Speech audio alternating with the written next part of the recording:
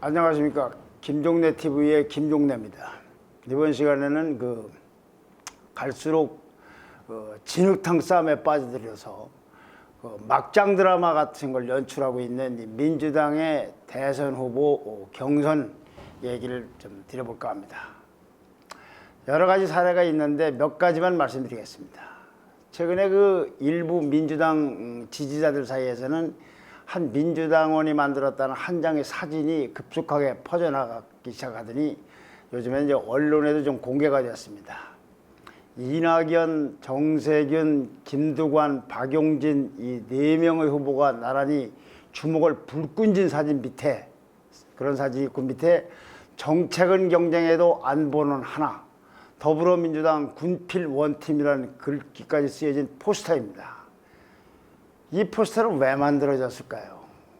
이 만든 사람, 포스터를 제작했다는 사람은 나는 민주당 당원으로서 우리 당의 강한 안보를 강조하고 여러 후보들을 한마음으로 응원하기 위해서 군필 원팀 포스터를 제작했다라고 설명하고 있습니다.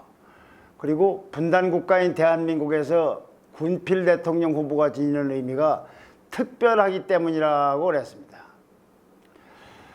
미안하지만 이분이 그 나름대로 순수한 동기로 만들었다라고 하고 있지만 그 포스터를 보는 사람들이 그걸 액면 그대로 받아들일지 저는 지극히 의문입니다. 혹자는 윤석열 전 검찰총장이 군대를 안 간 거를 겨냥을 해서 민주당은 이런데 야당 후보는 저렇다라는 거, 그걸 저격하려고 하는 의도에서 만들어진 것이 아니냐라는 분석도 하고 있습니다. 그러니까 제작자의 의도와는 달리 이렇게 해석하고 있다는 얘기입니다. 제작자는 그런 주장을 하고 있지만, 근데 그런 의도였다면은 여야 간의 공방이 있을 수 있고, 특히 윤석열 총장 쪽에서 그건 왜 그렇게 해서 군대를 안 가게 됐다든가 해명을 하면 될 일입니다. 군대를 가는 것이 당연히 옳지만 할 수 없는 사정이 있는 사람도 있을 거 아닙니까? 그것이 자랑스러운 건 아닐지 모르지만. 근데 문제는 여야 간에 이런 공방이 없습니다. 민주당 내부에서 이 문제가 터졌습니다. 그것부터가 이상한 겁니다. 이 포스터에는 아까도 말씀드렸듯이 이번에 예비 경선을 통과해서 본선에 오른 민주당 주자가 6명입니다. 그중에 4명만 들어갔습니다. 누가 빠졌느냐? 여성인 추미애 후보하고 이재명 후보가 빠졌습니다. 그래서 이걸 보면은 군필이라는 기준에서 볼 때는 아까 그 4명이 군대를 가고 나머지 추미애 후보하고 이재명 후보가 군대를 안 간 건 맞습니다. 이재명 후보가 안 간 사연은 제가 다시 말씀드리겠습니다만, 그러니까 사실적인 관점에서 볼 때는 군필은 맞는데 이렇게 포스터를 담아가지고 하는 메시지, 여기에 담긴 메시지는 아주 비열하다고 느껴집니다. 왜 그러냐? 자, 우선 첫째는요, 추미애 후보는 여성 후보입니다. 그 여성 후보가 이런 류의 포스터를 달가워하겠습니까? 은연중에 혹시 여성인 추 후보는 군대는 당연히 안 갔으니까 안보에 약하다라는 뉘앙스를 풍기지 않을까, 추미애 후보 쪽에서는 그런 생각을 하지 않겠습니까? 근데 추미애 후보는 그래도 남들이 저분은 뭐 안보에는 식견이 있는지 모르지만은 하여튼 여성이니까 군대를 안 갔겠구나라고 이해할 수 있는 측면이 있을 겁니다. 추미애 후보의 나이도 있으니까요.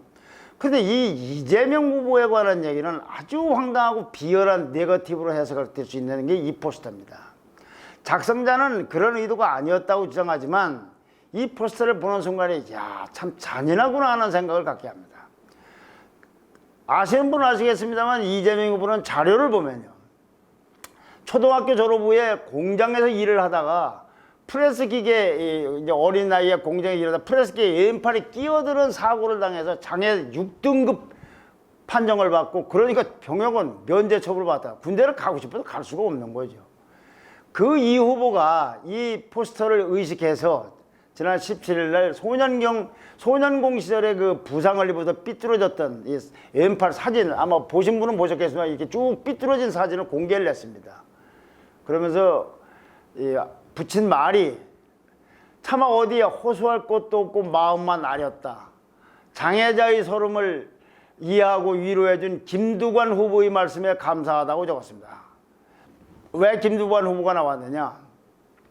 아까 말씀만 드린 그 포스터에는 이낙연, 정세균, 김두관, 박용진 군대를 갔다 온 분들이 나와 있겠는데 그 본인인 김두관 후보가 나는 차라리 미필 소리를 들어도 좋으니까 이 그림에서 날 빼달라. 이런 비열한 마타도에는 동참하고 싶지 않다. 어느 누구도 장애자를 갖고 비하해서는 안 된다. 이재명 후보님, 내가 너무 늦게 이 포스터를 보아서 대응이 늦었다. 미안하다고 그랬습니다. 여기에 감사를 하면서 이재명 후보는 사진을 올린 겁니다. 그러면서 덧붙이기를 나이가 들어도 살만해져서 이제 장애자의 서름을 완전히 그렇게 이제 나이가 들고 살만해졌는데도 불구하고 장애자의 서름을 완전히 떨쳐내기는 어렵다. 공장의 그 프레스 기계에 눌려서 성장판 손상이 삐뚤어져서 비틀려버린 이 왼팔을 숨기려고 한여름에도 긴 팔 셔츠만 입었고 다녔다. 그런 저를 보며 속구름을 삼키던 어머니, 공장에서 돌아와 허겁지겁 늦은 저녁 먹고 잠자리에 들면 제가 깰싸라 휘어버린 제 팔 꿈치를 가만히 쓰다듬던 그 어머니 손길을 느끼면 저는 잘한 척했지만 속으로 함께 울기만 했다라는 어린 시절을 얘기했습니다. 그러면서 이 지사는 제 아내를 만나 30이 훨씬 넘어서야 비로소 짧은 팔 셔츠를 입게 되었으니 세상 사람들이 제 팔만 보다 온 것 같아서 셔츠로 가린 팔조차 숨기고 있던 시절을 지나서 장애의 열등감을 극복하는데 참 많은 세월을 했다. 자기 팔만 보는 것 같아서 이걸 감추고 싶은 시절이 있는데 결혼할 부인을 만나서 이제 드디어 짧은 팔 셔츠를 입었다는 겁니다. 김 후보님의 글을 보니 여기서 김 후보님이라는 건 김두관 후보를 얘기합니다. 동생의 장애자, 나이가 어리니까요. 더 김두관 후보보다 동생의 장애를 놀리는 동네 아이들을 큰 형님이 말려주시는 것 같아서 푸근함을 느껴진다고 그랬습니다. 이재명 지사는 어제 18일 날 온라인 기자간담회에서도 이 문제에 대한 기자들이 누군가가 일단 질문한 것 같아요. 질문 나오니까 거기도 답을 했습니다. 질문했으니까 답을 드리는데 마치 제가 병역을 고의로 면탈한 것처럼 말하는 거에 대해서 참 서글프다. 내가 행사장이나 이런 데서 보면 팔이 휘었기 때문에 내용을 많은 사람들이 보면은 내용을 모르는 사람들이 보기에는 아주 건방져 보이고 불량해 보인다. 대한민국 장애인 여러분들이 느낄 수밖에 없는 서러움 같은 걸 난 느낀다. 우리 가족 중에서 군대 갈 수 있는데 안 간 사람은 없다. 나는 갈 수 없으니까 못 갔지만 저 안 가고는 다 다녀왔고 제 아들 둘도 공군으로 만기 제대했다라고 했습니다. 그런데 이에 대한 이낙연 후보의 발언은 정말 의외입니다. 평당원의 웹자보, 그러니까 포스터죠. 평당원이 만든 이런 페스터를 가지고 대선 후보들이 계속 시비하는 것이 과연 격에 맞는지 의미라고 했습니다. 그것보다는 고위공직자가 단톡방에서 가짜뉴스를 배포하는 불법 선거운동이 훨씬 더 심각한 일이라고 말을 했습니다. 이 이낙연 후보가 거론한 불법 선거운동, 고위공직자가 이번엔 경기도 산하 임원이 SNS에서 이낙연 후보를 비방한 사실을 말하는 겁니다.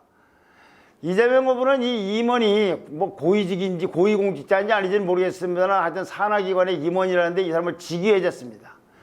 자, 여러분들은 이 일에 대해서 어떻게 생각을 하십니까? 저는 이낙연 후보의 견해에 절대 동의할 수가 없습니다. 저만 그렇겠습니까? 같은 당의 다른 주자들도 이낙연 후보의 견해와 다릅니다. 우선 김두관 후보가 앞서 나를 빼달라 이런 비열한 마타디오 하지 말라고 그랬고 정세균 후보도 이래서는 안 되는 것이다. 검증이 마타디오가 돼서는 안 된다. 장애자로 군에 입대 못한 그 한을 껴안아주는 게 민주당 정신이라고 그랬습니다. 박용진, 거기에 나와 있던 또 한 후보인 박용진 후보도 거기 캠프에서도 이 포스터는 박용진 캠프와는 아무 관련이 없다. 해당 사진을 사용하지 말아줄 걸 요청드린다. 해당 포스터를 말씀드렸습니다. 그러니까 포스터에 4명이나 왔는데 4명 중에서 이낙연 후보만 다른 얘기를 하고 있는 겁니다. 그러나 저는 이 아까 인용한 정세균이라든지 박용진이라든지 김두관 후보의 견해 그런 것 때문에 이낙연 후보와 견해가 다르다는 것이 아닙니다. 이 정세균, 박용진, 김두관 후보의 발언도 어찌 보면 경선을 치르는 도중에 이 주자들 간의 일종의 정치적 공방전, 정치 게임을 벌이는 일환이라고 할 수가 있습니다. 심지어 이재명 후보가 팔을 보여주면서 어린 시절 얘기를 한 것도 그런 정치적인 게임 또는 정치적 행동이라고 볼 수도 있습니다. 그런 시각에서만, 그러니까 이들 주자들 간에 이걸 갖고 공방전하는 것만 갖고도 저는 이낙연식 대응이 좀 문제를 더 키우고 있다고 봅니다. 이낙연 후보는 지금 이재명 후보하고 사사건건 공방 중이고 사안별로 싸우고 있으니까 그건 그것대로 다투면 됩니다. 예를 들면 포스터건, 이번에 얘기한 군필 포스터건은 그것대로 비판을 하고 옳으니 그런 일을 하고 경기산하기관 임원이 이낙연 후보를 SNS에서 비판했다는 건 그건 그것대로 대응하면 되는 겁니다. 그런데 그 임원은 직위 해제가 됐습니다. 그런데 이 직위 해제된 임원이 했다는 비방건은 불법이라고 하면서 계속 문제를 삼으면서 포스터건에 대해서는 평당원이 한 일이니까 주자들이 이걸 할 격이 안 맞다고 시비를 하는 것, 이것이 옳은 얘기인지는 모르겠습니다. 자, 그리고 임원권, 임원이 한 행동이 더 심각한 것인가 포스터권이 더 심각한가, 그건 보는 관점에 따라 다를 수 있습니다. 자, 임원이 SNS에서 이낙연 후보를 비방한 것은 단톡방에서 한 것인데, 이 단톡방이라는 건 잘 아시다시피 특별한 관계에 있는 사람들끼리 하는 폐쇄적인 구조입니다. 그런데 포스터는요, 그렇게 돌리는 것이었기 때문에 누구에게나 불특정 다수에게 다 공개되는 겁니다. 자, 여기까지는 봐도 공방전이고 이게 어느가 심각하가도 문제가 서로가 견해가 다른데, 제가 아까 말씀드린 대로 다른 주자들이 저런 식 공방하고도 또 다른 견해를 갖고 있고, 그래서 이낙연 후보의 발언, 그런 발언 견해에 대해서 제가 반대한다는 거가 이견이 있다는 이유는, 지금 제가 말씀드린 4명이 포스트에 등장한 4명의 한 말이나 등등을 전부 보면은 이거를 이재명 입장이거나 주자 입장에서 이 포스트를 보고 있지 장애인들 입장에서는 보고 있지를 않고 있다는 것 때문에 그렇습니다. 자, 포스터를 보고 논쟁을 지켜보는 수많은 장애자들이나 그 가족 입장에서는 어떤 생각이 들겠습니까? 여기서 말씀드리는 거를 제가 이재명 후보라고 생각하지 말고, 먹고 살기가 힘들어서 학업도 공부도 못하고 어린 나이에, 그 정말 소년 같은 나이에 공장에 취업해서 뭐가 잘못돼서 평생 부고 가다시피 한, 그래서 군대를 가고 싶어도 갈 수가 없었던 한 소년을 한번 생각해 보십시오. 그리고 그 소년과 그 소년이 부모의 하나를 한번 생각해 보십시오. 그들은 이 포스터를 보고서 아, 저게 민주당은 안보에 강한 정당이고 뭐 안보가 어떻고 군필이 어떻고 이런 생각이 들겠습니까? 그건 정상적인 사람일 때 얘기일 거 아닙니까? 제작자의 말대로 분단국가인 대한민국에서 군필 대통령 후보가 지닌 의미가 각별하다는 것, 그건 누가 모르겠습니까? 그러나 이걸 강조하려면 꼭 이런 식의 포스터를 만드는 걸 공감해야 하며, 그런 포스터는 격이 안 맞는다고 주자들이 거론하지 않아야 된다고 얘기하는 것이 옳습니까? 아니면 이 장애자들이 볼 때는 말이죠, 이 포스터가 그 가족이라든가 그런 사람들 평생에 한을 남기는 포스터라고 생각되지 않습니까? 이 군필 메시지, 대한민국의 군이 굉장히 중요하고 군필이 중요하다, 이런 걸 전달할 메시지가 꼭 이런 식으로 6명 중에서 4명 군대 간 사람만 나오고, 한 분은 여성, 한 분은 장애자 때문에 군대 안 간 사람 후보를 빼고서 제작하는 그런 포스터라야만이 그런 안보 메시지가 정확히 전달됩니까? 포스터 말고는 다른 방법은 없습니까? 그리고 이낙연 후보처럼 평당원이 한 것이니까 주자들은 거론하지 말자고 이게 할 일입니까? 저는 이재명 후보를 옹호하려는 게 아닙니다. 이재명 후보도 자기 팔을 보여주면서 일종의 그 소년 시절 얘기한 건 다 좀 혹평을 하자면 코스프레를 했는지 모르겠습니다. 그게 아니고 이 포스터를 보는 우리나라의 많은 장애자와 그 가족들을 한번 생각해 보라는 얘기죠. 그리고 제가 이재명 후보를 옹호한다고 한다면, 그러면 그 경쟁 중인 김두관이나 정세균이나 박용진 후보가 지금 저 포스터에 대해서 비판하고 있는 거, 그거는 그럼 경쟁 후보들도 이재명 후보를 옹호한다는 겁니까? 저는 그런 뜻으로 말씀드리는 게 아닙니다. 그들도 머릿속에는 이재명이 앞서서 아마 장애자들을 좀 생각했을 가능성이 있습니다. 어쨌거나 이 문제는 이재명 문제 이전에 장애인들 문제입니다. 이 지금 여기서 나오는 거론되는 사람들이 뭘 우리나라에서 그냥 높은 벼슬을 하려는 사람이라 대통령이 되겠다고 도전하는 사람입니다. 대통령이 되겠다는 사람이면 정상적인 사람보다 어딘가 부족하고 그래도 한많은 인생을 살아가고 있는 장애자들은 더더욱 자기의 가족처럼 보듬어야 됩니다. 이런 포스트를 보고서 이재명 후보냐 아니냐가 아니라 그 장애자들을 생각하는 눈빛이 없어서 어이없다는 얘기입니다. 이게 사람이 먼저다는 기조를 내세우고 금과 옥조처럼 내세우는 문재인 정권을 성공시켜야 하고 정권을 재창출하겠다는 집권당에서 벌어지는 민낯입니다. 이게. 제가 기억하기로는 제가 이 기자를 하면서 많은 대통령 후보, 대통령이라는 후보 경선 같은 걸 지켜봤는데 난 집권당에서 이렇게 저질 경선이 벌어지는 건 처음 봅니다. 이런 저질은 또 있습니다. 적통 논쟁입니다. 정세균 후보는요, 며칠 전 간담회에서 우리 당 주자들 중에서 순도가 가장 높은 민주당원은 이광재 후보와 정세균 뿐이다라고 그랬습니다. 이 둘은 예비 경선 과정에서 단일화를 했던 사람입니다. 민주당의 적통과 적자는 적통, 적자, 서자가 아닌 적자는 이광재와 나밖에 없다고 그랬습니다. 정 후보는 지금까지 역정을 살펴보면 이낙연 후보와 나는 분명히 차별성이 있다. 얼핏 보면은 같아 보이지만 자세히 보면 차이가 있다고 덧붙였습니다. 이건 무슨 얘기냐? 이낙연 후보가 과거 민주당과 열린우리당이 쪼개질 당시에 노무현 대통령을 따라서 열린우리당으로 가지를 않고 민주당에 남아있는 걸 지적하면서 그래서 자기가 이낙연 후보보다는 적자라는 얘기를 하는 겁니다. 그런데 그 며칠 전인 지난 3일에는요. 이낙연 후보하고 정세균 후보는 오찬 우동을 가지면서 우리 두 사람이 정권 정치에 특별한 책임이 있다고 공감을 했다고 그랬습니다. 아니 특별한 정권 책임에 다른 사람보다 특별한 책임이 있다. 즉 주자는 자기네들이 돼야 되겠다. 대선 후보는 이 얘기인데 아니 적통이 아닌 사람하고 무슨 놈의 이런 특별 책임이 있다고 하는데 공감까지 합니까? 정세균 후보가 겨냥한 주자는 이낙연 후보만이 아닙니다. 추미애 후보는 노무현 대통령 때 민주당에 남아있다가 노무현 대통령 탄핵 때 찬성을 했던 후보입니다.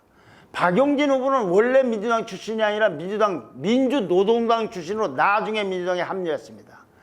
이재명 후보는 다 아시다시피 비문이고 어찌 보면 반문으로까지 분류되고 있는 후보입니다. 이렇게 쭉 배제를 하고 보니까 자기하고 이광재만이 적자라는 얘기입니다. 그러니까 박용진 후보가 어이가 없으니까 4차 산업혁명 시대를 선도해야 할 21세기 대한민국에서 때 아닌 혈통 논쟁이 벌어지니까 참 부끄럽다. 실력과 헌신성이 아니라 너 어느 대학 출신이야? 네 부모님은 뭐 하는 분이야? 라고 묻는 출신과 배경을 묻는 사회가 바로 이런 정세균식 사고가 우리 청년들을 절망하게 만들었다고 비판하고 있습니다. 경제 대통령을 내세운 정 후보의 적통론을 보면 경제 대통령을 하겠다고 한 사람이 얼마나 편협한 사고고 편가르기와 우월의식을 갖고 있는지 정말로 참 상상이 갑니다. 또 하나 있습니다. 여론조사 기관의 탈선도 심각합니다. 가뜩이나 지금 여론조사에 대해서 다 그런 건 아닐 겁니다. 우리나라 여론조사를 지금도 이용을 다 하고 있습니다. 정치적인 의사결정을 할 때. 나중에 이걸 한번 말씀드릴 기회가 있겠습니다만은. 근데 일부 여론조사의 탈선도 이거 심각한 문제입니다. 여론조사를 국민들이 다 뭐 믿든 안 믿든 저건 몇 프로가 나왔다 이렇게 다 생각을 하고 거기에 따라서 행동도 하고 이러는데 이 윈지 코리아 컨설팅에서 한 조사를 보면요. 대선 후보 간의 양자대결 조사를 했는데 이재명 후보가 윤석열 전 총장에 비해서는 오차 범위 내에서 뒤졌고요. 이재명 후보가 윤석열 총장한테 뒤졌어요. 그리고 이낙연 후보는 윤석열 총장보다 앞선 걸로 나타났어요. 지금 잘 어느 여론조사 보십시오.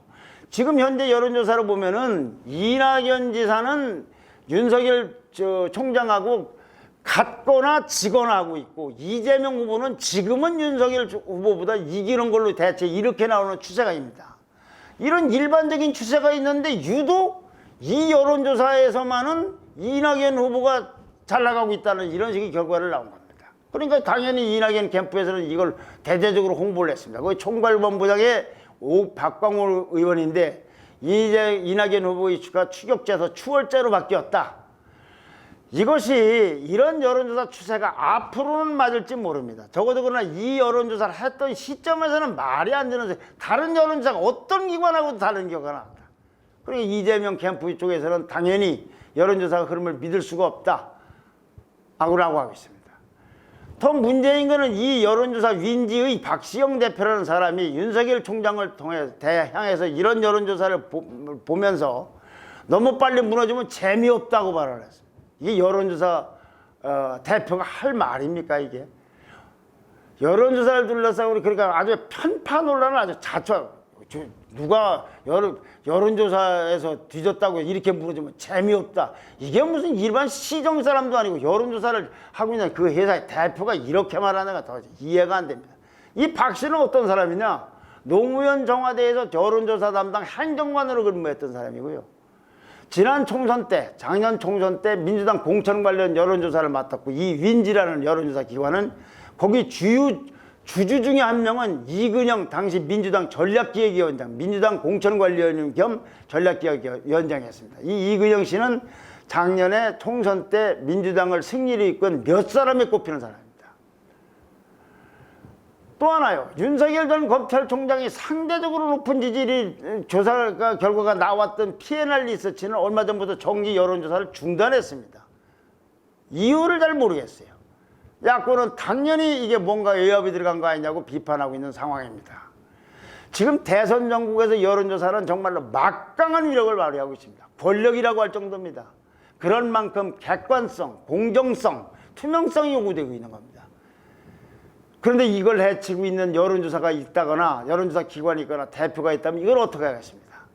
민주당 경선과 그 주변 언저리에서 벌어지고 있는 이런 막장 진흙탕 싸움이라든가 막장들 같은 모습은 앞으로 점점 더 많아지고 정도가 심해질 것 같습니다. 그래서 이런 사람들이 집권당에서 이런 벌어지는 일, 이런 사람들이 집권을 하면 민주당 정권 때가 더 나았구나, 그 시절이 좋았다 라는 소리가 나오지 말라는 법이 없어서 참으로 걱정되고 안타깝습니다. 좋아요와 댓글과 구독 신청 부탁드립니다. 감사합니다.